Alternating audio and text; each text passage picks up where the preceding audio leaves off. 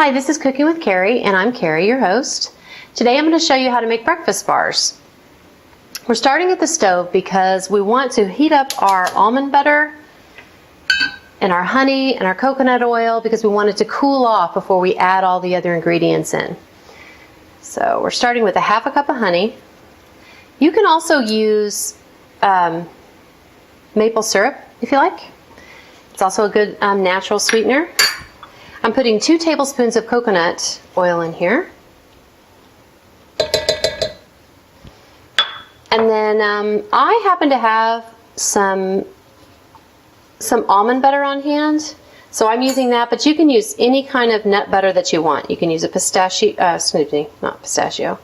You can use a peanut butter or cashew butter, whatever you prefer. So we're putting a half a cup in there as well.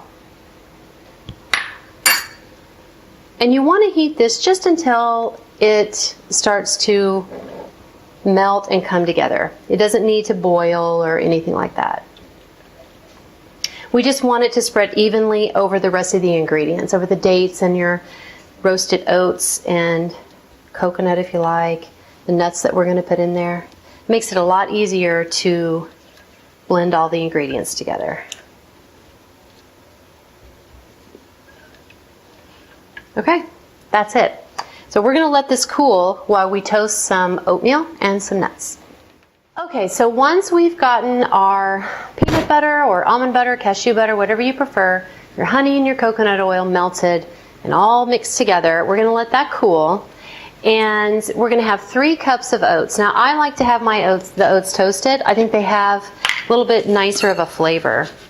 But if you're, actually it really does taste better if the oats are toasted. If you don't have time to toast the nuts, that's usually okay, but the oats really need to be toasted. Along with, now on this, before you put it in the oven, you could add your coconut if you wanted coconut in here. Today I'm just going to do the basic recipe.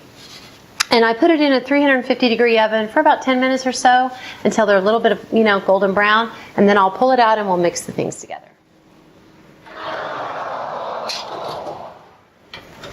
Okay, while that's browning, we can start to process our dates. So I have about 2 cups of dates here, and they're pitted. And you can buy them at any of your grocery stores. These are the ones I get, and they happen to be from Wegmans. And so, you know what, the really good ones that I like to buy are from Costco. They're in the big square box, and they're the best dates I've ever had are from there. But you can't always get over there. Now, when you put these in your processor, don't make the mistake that I made when I first made these, which was to put them all in at once, because they're sticky and sweet, the processor really can't handle it, and it comes into this, becomes this big ball, and it's really.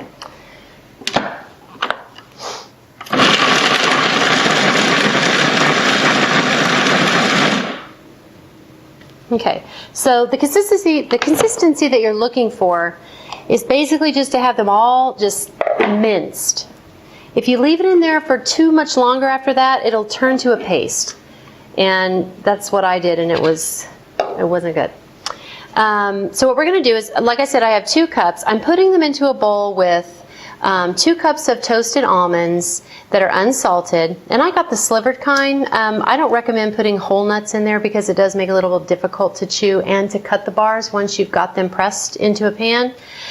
So I use slivered almonds, and then I also have toasted pecans. You can put literally whatever you want, but about 3 cups is what you want, okay?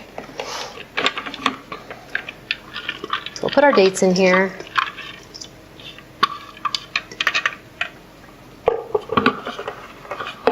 And I usually do these in 2 batches. It doesn't take long at all.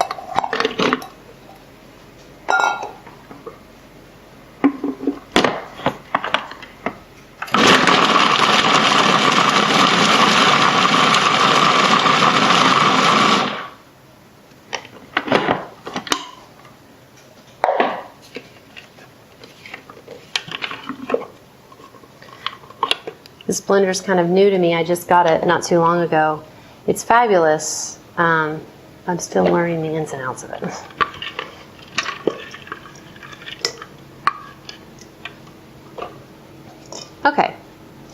So one more thing that I'm going to add, and again, this is optional. My son turned me on to this. It's a Power 3 Omega blend. It's basically just flax seed, pumpkin seed, hemp seed, chia seeds. It also has turmeric in it, and it's just a blend. And again, stuff like this, bars like this, you can add whatever you want, whatever you like. I'm going to put about half a cup of that in there. It's the goodness I like to add. This is about 2 cups of oats. I have another cup in the oven. I'm going to check and see if those are ready. Yep, they're nice and brown. So if you can see this, the oats are nice and golden brown around the edges. And they're also brown in the center. And I put about a cup, as you saw, a cup on this cookie sheet. And you'll get a nice even browning if you don't put more than that on there. And I toasted the other oats earlier today, so those are already toasted. And again, you'll want to let that cool off a little bit before you mix, because you're going to get your hands in there and it gets pretty hot.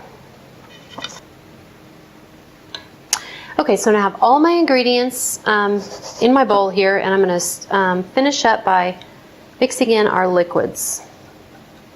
It's gotten to cool now.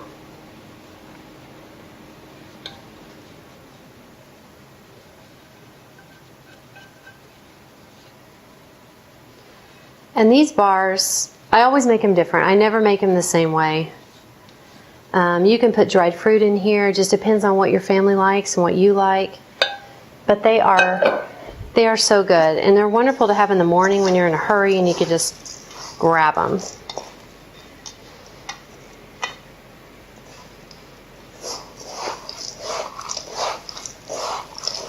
Like I said, it's messy. Sure smells good. So once you've got it all mixed up, pour it into your bowl. And I have put some coconut oil on the bottom of this pan, just so that they are a little bit easier to get out of the bowl, out when you're cutting them.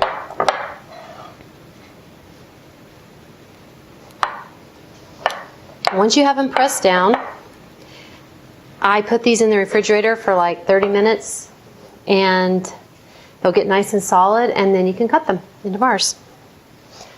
They actually make really good desserts too, because they're pretty sweet. Okay, we'll get these chilling and then we can cut them up. Okay, so here we have our breakfast bars. Aren't they beautiful? I'm going to cut them into squares.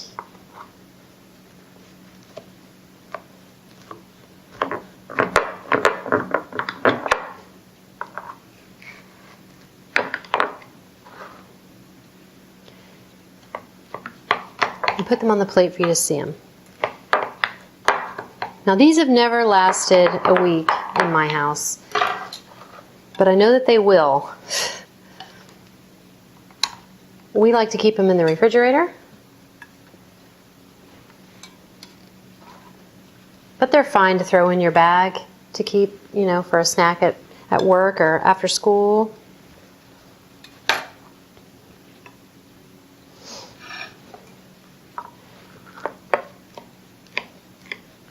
And again, you can put whatever you like in these.